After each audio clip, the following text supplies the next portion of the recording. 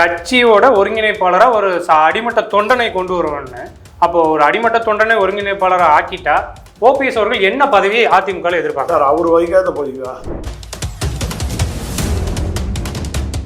OPS அவர்கள் வந்து தவறு செய்து விட்டார். அன்னைக்கு எனக்கு கட்சி தலைவராக நான் இருந்துக்கிறேன், ஆட்சிக்கு வேணா நீங்க தலைவராக இருந்துக்குங்க அப்படின்னு சொல்லியிருக்கணும். அதை விட்டுட்டு இவர் கட்சியிலையும் எனக்கு பதவி வேணும், ஆட்சியிலையும் பதவி வேணும் அப்படின்னு ஆசைப்பட்டதுனால இந்த நிலைமை நடக்கும்போது காலகட்டத்திலேயே நான்லாம் கூடால இருக்கிறவங்க தான். அன்னைக்கு இந்த முனுசாமி இங்க தான் இருந்தாரு. ஆனா இன்னைக்கு அதிமுக தொண்டர்கள் என்ன தெரியுமா நினைக்கிறோம், கெட் அவுட் எடப்பாடி பழனிசாமின்னு சொல்ற சூழ்நிலையில நாங்கள்லாம் குதிக்கிறோம். ஏன்னு கேட்டா எங்களோட விரக்தியில கெட் அவுட் எடப்பாடி பழனிசாமி, இந்த அதிமுக விட்டு கெட் அவுட்.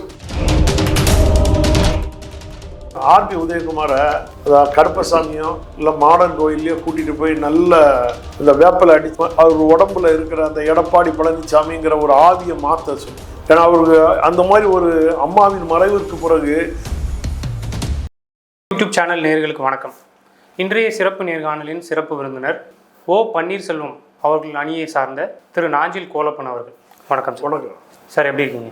நல்லா இருக்கேன். நீங்கள் எப்படி இருக்காங்க? நல்லா இருக்கேன். எடப்பாடி பழனிசாமி சிக்கலில் இருக்காரா சார்? இப்போ அவர் எப்பவுமே சிக்கலில் தானே இருக்காரு. ஆரம்பத்துலேருந்து என்னைக்கு இணை ஒருங்கிணைப்பாளர் பதவி வேண்டான்னு போனாரோ அன்னிலேருந்தே அவர் சிக்கலில் தான் இருக்கார். ஏன்னா ஒரு இடியாப்பு சிக்கலை உருட்டி உருட்டி போட்டது மாதிரி இந்த கட்சியை புரட்டி புரட்டி வழக்குகளை மாற்றி மாற்றி வாங்கி போட்டு இன்னும் அதுக்கு ஒரு விடிவு காலம் தெரியாத ஒரு சூழ்நிலையில் கட்சியும் அது ஒரு கட்டமைப்பு இல்லாமல் சீர்குலைந்து அது ஒரு சிக்கலில் தான் அவர் இருக்கார்.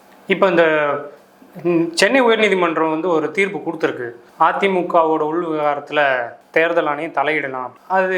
அதை பற்றி நீங்கள் என்ன நினைக்கிறீங்க? கண்டிப்பாக தலையிடணும், தலையிட்டு தானே ஆகணும். அதாவது நீங்கள் ரெட்டையில சின்னத்தை யார்கிட்ட போய் கேட்குறீங்க? நீதிமன்றத்திலே போய் கேட்குறீங்க. நீதிமன்றத்தில் கொடுக்க ரைட்ஸ் இருக்கு இல்லையே. இப்போ சூரியமூர்த்தி தேர்தல் ஆணையத்தோட விதிப்படியாக, அதாவது விதியன் 15 போயிருக்காப்புல. அந்த 15ங்கிறது சரத்தே கரெக்டான முறை தானே. தேர்தல் ஆணையம் கொடுக்கறதுக்கு இது இருக்கு. நீங்கள் உள்கட்சி பிரச்சனை இருக்கு, உள்கட்சி பிரச்சனை உரிமையல் நீதிமன்றத்தில் வழக்கு நிலுவையில் உள்ளது. நிலுவையில் இருக்கும் வரை இரட்டையிலை சின்னத்தை முடக்கி வைங்கள்ங்கிறதா சூரியமூர்த்தியோட வழக்கு. ஆனா நாங்க சொல்றது அப்படி அல்ல. 2026 வரைக்கும் கட்சி தொண்டர்களால் தேர்ந்தெடுக்கப்பட்ட ஒருங்கிணைப்பாளர், இணை ஒருங்கிணைப்பாளர், அதாவது பொதுச் செயலாளருக்கு தகுந்த பதவி, ஈக்குவலான பதவி. பொதுச் செயலாளர்ங்கிறது அம்மாவை நினைச்சுக்கிட்டு அந்த ஒருங்கிணைப்பாளர் இணை ஒருங்கிணைப்பாளர்ங்கிற ஒரு பதவியை 2026 வரைக்கும் தொண்டர்களால் தேர்ந்தெடுக்கப்பட்டது. அது தேர்தல் கமிஷன்ல நிலுவையில் இருக்கும்போது அந்த ஒருங்கிணைப்பாளர் கையில தான் 2021 தேர்தல் ஆணையம் கொடுத்துருக்கு. இரட்டையிலை சின்னத்தை கையெழுத்து போட்டு வாங்கியிருக்காங்க. அதுல இருக்க இணை ஒருங்கிணைப்பாளர் வெளியே போயிட்டார். அப்போ அந்த ஒருங்கிணைப்பாளர் கையில தான் இந்த சின்னம் கொடுக்கணும். இதுதான் தேர்தல் ஆணையத்தோட விதி.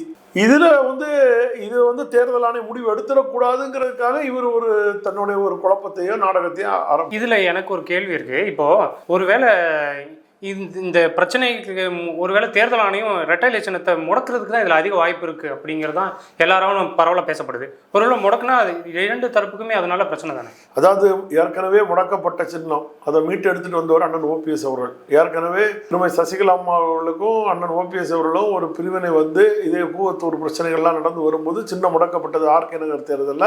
அதன் பிறகு அதை மீட்டெடுத்து வந்தவர் அண்ணன் ஓபிஎஸ் அவர்கள். இப்போ நாங்கள் சின்னத்தை முடக்கிறதுக்கு நாங்கள் முயற்சி எடுக்கலை. நாங்கள் சின்னத்தை முடக்குங்கன்னு நாங்கள் எந்த இதுவுமே பண்ணல. 2026 வரைக்கும் கழக ஒருங்கிணைப்பாளராக அண்ணன் ஓபிஎஸ் அவர்கள் இருக்கிறது தேர்தல் கமிஷன் அங்கீகரித்து விட்டது. அதை இன்னும் 2026 டிசம்பர் வரைக்கும் யாராலையும் மாற்ற முடியாது. ஒரு முறை தேர்ந்தெடுக்கப்பட்டா முதல்வர் 5 ஆண்டு காலம் சொல்லியிருக்காங்க, அங்கீகரிச்சுட்டாங்க. நீங்க சொல்றீங்க இல்லையே. 2026 நம்ம தேர்தலை ஏற்கனவே தொண்டர்களால் தேர்ந்தெடுக்கப்பட்டோம்ல. டிசம்பர் 21 நம்ம தொண்டர்களால் தேர்ந்தெடுக்கப்பட்டு அந்த தேர்தல் தேர்தல் ஆணையம் அங்கீகரித்து விட்டது. அதை பொதுக்குழு கூட்டி ரத்து செய்யறதுக்கு யாருக்கும் உரிமை இல்லை. ஏன்னா அது புரட்சி தலைவர் எம்ஜிஆர் விதி அப்படி இருக்கு. அதாவது விதி 45 தெளிவா கொடுத்திருக்காரு. பொதுச் செயலாளர் பதவி தொண்டர்களால் தேர்ந்தெடுக்கப்படணும். அந்த தொண்டர்களால் தேர்ந்தெடுக்கப்பட்ட பொதுச் செயலாளர் பதவியை 5 ஆண்டு காலம் பதவி வகிக்கணும் பொதுச் செயலாளரா. அதுக்கு அந்த 5 ஆண்டு காலத்துல எந்த நிர்வாகிகளோ பொதுக்குழுவை கூட்டணும், செயற்குழுவை கூட்டணும், நான் எம்எல்ஏ ஆகும், நான் எம்பி ஆகும், நாங்கள் எல்லாம் சேர்ந்துட்டோம் சொல்லி அந்த பொதுச் செயலாளரை நீக்கிறதுக்கு 5 ஆண்டு காலத்துக்கு எந்த இது கிடையாது. புரட்சி தலைவர் விதி. இந்த அதிமுகவோட அடிமட்ட கட்டமைப்பு.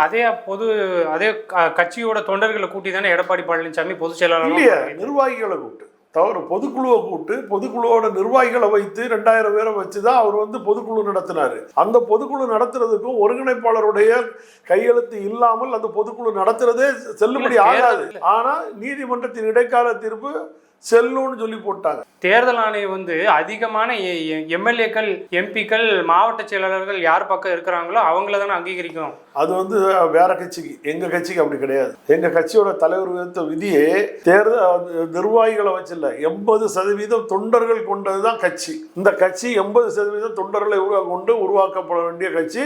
இந்த நிர்வாகிகள் பொதுக்குழு உறுப்பினர்களை வச்சு தேர்ந்தெடுக்க முடியாது. அப்படி அதனாலதான் பெரும்பான்மையான ஜானகி அம்மையார்கிட்ட இருக்கும் போதும், குறைவா இருந்த அம்மா ஜெயலலிதா அம்மாட்ட இருக்கும் போதும் இந்த கட்சி வந்து அதாவது சின்ன கொடுக்கப்பட்டது வந்து அம்மாட்ட தான். அதே மாதிரி இவர் திருநாக்கரசு ஃபைட்டிங் பண்ணும்போதும் அம்மாட்ட தான் கொடுத்தாங்க.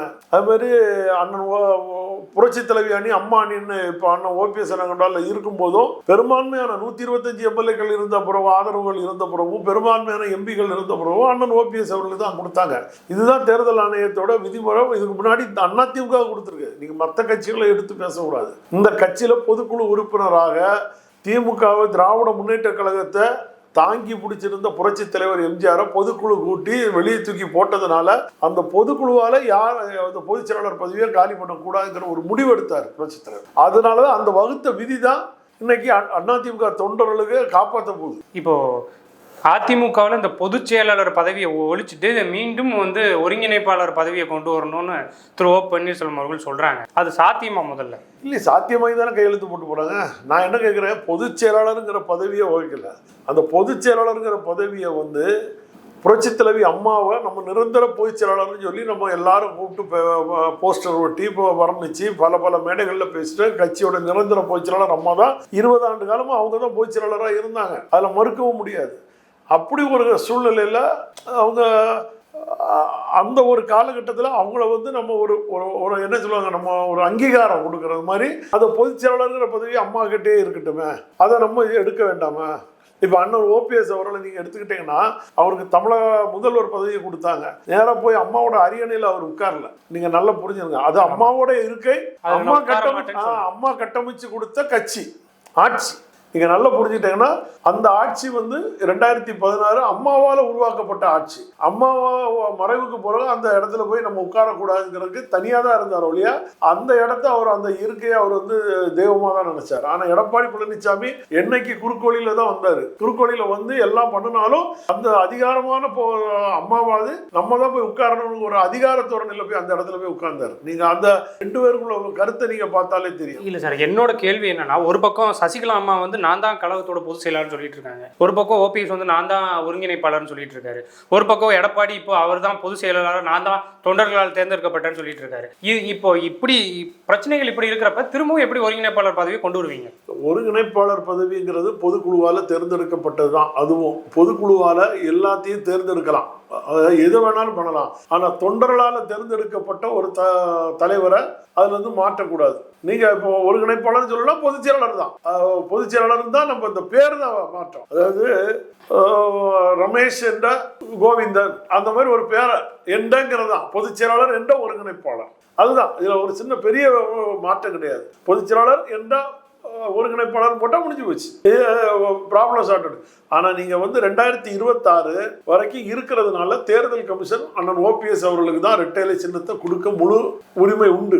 அவருக்கு தான் அந்த தீர்ப்பு கிடைக்கும். அதுக்காக எடப்பாடி பழனிசாமி துடிக்கிறார். அதை எப்படியா தடுத்துடணும். ரெட்டைலை சின்னம் வந்து அண்ணன் ஓபிஎஸ் அவர்கள் கையில் போயிட்டுன்னா கட்சி மொத்தமாகவே அவர்கிட்ட போயிடும். இன்னைக்கு இருக்கிற நிர்வாகிகள் ஒரு சில நிர்வாகிகளை தள்ளி பாக்கி எல்லாமே அண்ணன் ஓபிஎஸ் போயிடுவாங்க. அவர் அதனால துடிக்கிறாங்க. அங்கே போய் இடைவிட்டு மனு போடலாமா, இங்கே போய் பண்ணலாமா, இதை தேர்தல் கமிஷன் விசாரிக்கிறதுக்கு இதுக்கு உரிமை கிடையாது, நீதிமன்றம் கேட்டால் உரிமை கிடையாது. நான் என்ன கேட்குறேன், உரிமையல் நீதிமன்றம் வரது வரைக்கும் தானே ரெட்டைலை சின்னத்தை முடக்கிட்டு போகிறாங்க. நீ உரிமையல் நீதிமன்றத்தில் உள்ள வழக்கை தட்டி எடுக்க, உனக்கு உரிமை இருக்குன்னு நீ சொல்கிறீங்களா, வந்த வழி கரெக்டாக இருக்குன்னு சொல்லும்போது நீ ஏன் பயப்படுற? உரிமையல் நீதிமன்றத்தை வழக்கில் நாங்கள் எப்பவுமே போட்டாச்சு. இவர் எப்போ போய் அதுக்கு மனு போட்டார், அந்த மனு போடும்போது அவர் என்னவா போடுறாரு, இணை ஒருங்கிணைப்பாளர்னு போடுறாரு. அதை நீங்க பார்த்துருப்பீங்க. அப்போ அங்க பொதுச் செயலாளர் அந்த வழக்கு எடுக்க போறதுனாலே இந்த பொதுச் செயலாளர் பதவியை போடக்கூடாது. இவர் அதுக்காகவே காலம் தள்ளிட்டு இருக்காரு. அப்போ நீங்க வந்து இதுக்கு ஒரு முற்றுப்புள்ளி வைக்கணும். கட்சி பல தோல்வி கண்டு போயிட்டு இருக்கு. 10-11 2 இடைத்தேர்தல் புறமுதுகு காட்டி ஓடுறீங்க. உள்ளுக்கு இருக்க கட்சியில இருக்க தொண்டரெல்லாம் 4 திசைக்கு பிரிஞ்சு போறது நிக்கிறாங்க அடிமட்டத்துல. அப்புறம் நாளைக்கு எப்படி நீங்க கட்டமைப்பீங்க? இந்த கட்சியை சீர்குலைக்கணும், இந்த கட்சியை பாழடைக்கணும்ங்கிற ஒரு சூழ்நிலைக்கு எடப்பாடி பழனிசாமி போகும்போது அது நீதிமன்றமோ தேர்தல் ஆணையத்தை நம்பி தொண்டர்கள் போறாங்க. இதுல இன்னொரு விஷயத்தையும் திரு ஓபிஎஸ் அவர்கள் சொல்லியிருக்காங்க, கட்சியோட ஒருங்கிணைப்பாளரா ஒரு அடிமட்ட தொண்டனை கொண்டு வருவேன்னு. அப்போ ஒரு அடிமட்ட தொண்டனை ஒருங்கிணைப்பாளரை ஆக்கிட்டா ஓபிஎஸ் அவர்கள் என்ன பதவியை அதிமுக எதிர்பார்க்க? சார், அவர் வைக்காத பதவியா? அவர் எல்லா பதவியும் வச்சாச்சு. அம்மா கொடுத்து முதலமைச்சர் பதவியில கூட உட்கார வச்சுட்டாங்க. அவர் விட்டு கொடுத்ததுனால தாங்க இவர் 4 ஆண்டு காலம் முதல்வர் பதவியிலே போக முடிஞ்சு எடப்பாடி பழனிசாமி. அன்னைக்கு அவருக்கு அந்த ஆசை முடியாதுங்க.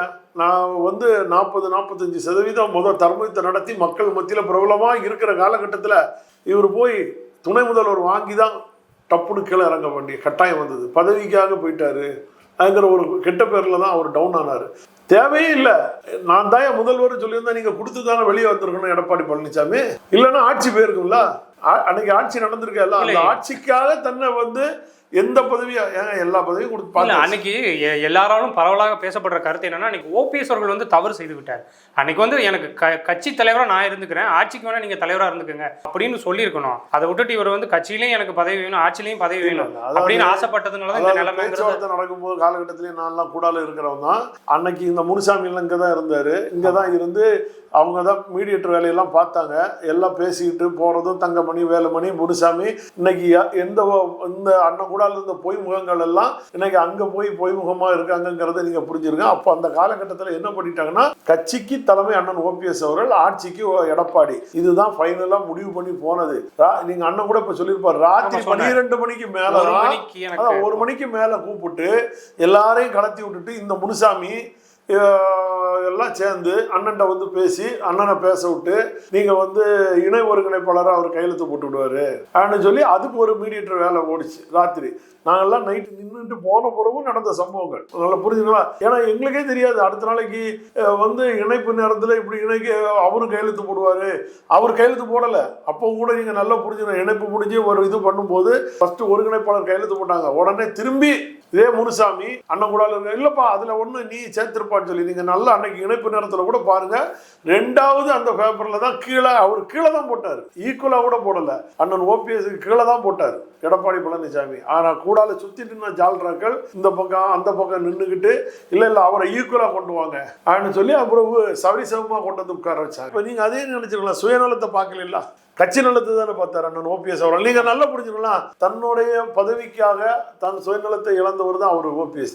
இதே எடப்பாடி பழனிசாமியா கையில இதே மாதிரி ஒரு பவர் இருந்தா இப்போ ஓபிஎஸ் அண்ணன் எப்படி தூக்கி போட்டார் அன்னை மாதிரி எல்லாரும் உண்மையிலேயே நீங்க பாத்துக்கிட்டீங்கன்னா அவர் முதல்வராக இருக்கும்போது 23 எம்எல்ஏக்களோட வாழ்க்கையை பறித்தவர். இவர் அப்படி இல்லை. தன்னை நம்பி வந்த 11 எம்எல்ஏக்களுக்கு வாழ்க்கை கொடுத்தவர். நீங்க அப்படி சிந்திக்கலாமே. தன்னை நம்பி 11 பேர் நிக்கிறாங்க, வந்துட்டாங்க. அந்த 11 பேரோட வாழ்க்கை வேணும். எம்எல்ஏ சட்டமன்ற உறுப்பினரா அம்மாவால தேர்ந்தெடுக்கப்பட்டவங்க.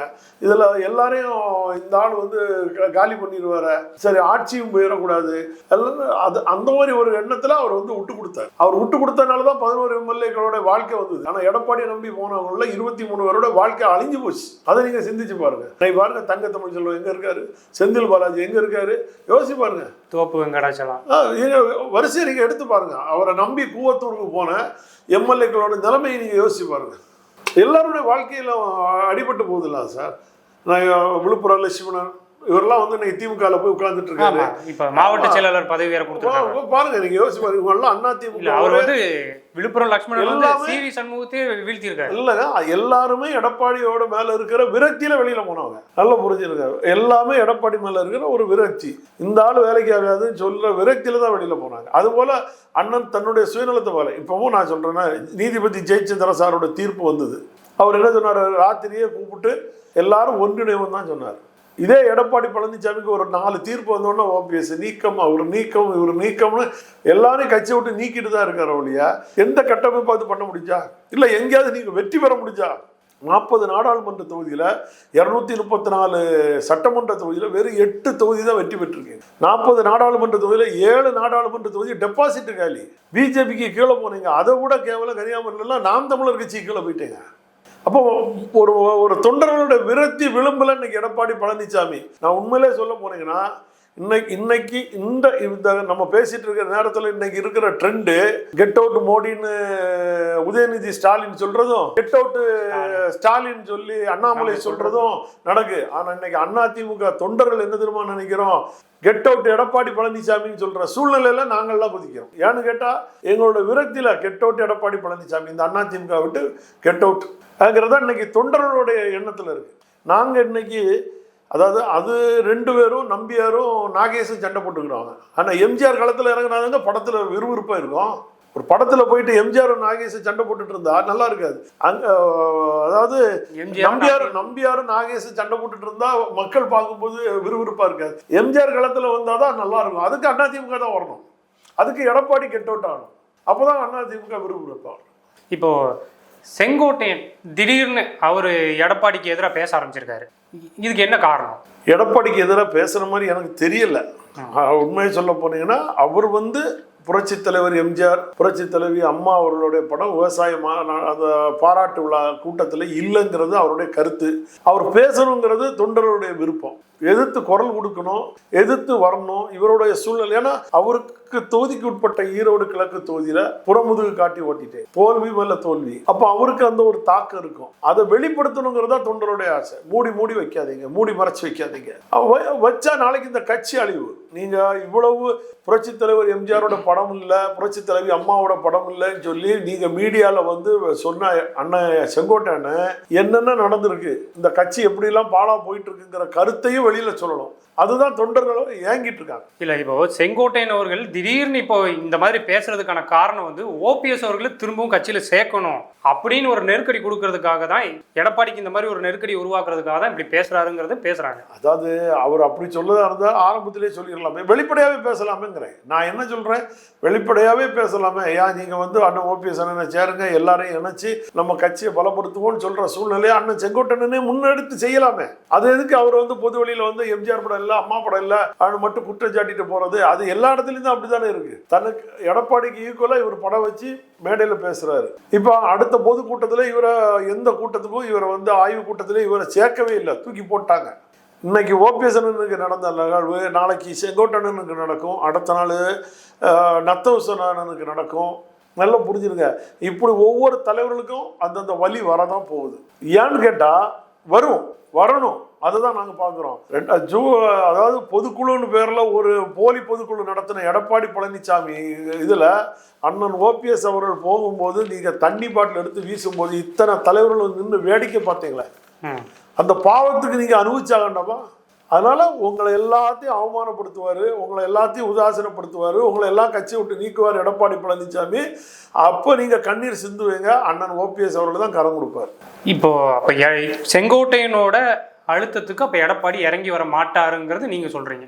இல்ல, வரமாட்டாரு. அவரு எல்லாத்துக்குமே கட்சி உடைஞ்சாலும் சரி, கட்சி சின்னாபின்னமா போனாலும் சரி, எடப்பாடி பழனிசாமி தான்கிற அவம்பாவத்தையும் ஆணவத்தையும் விட்டு கொடுத்து வெளியே மாட்டார்.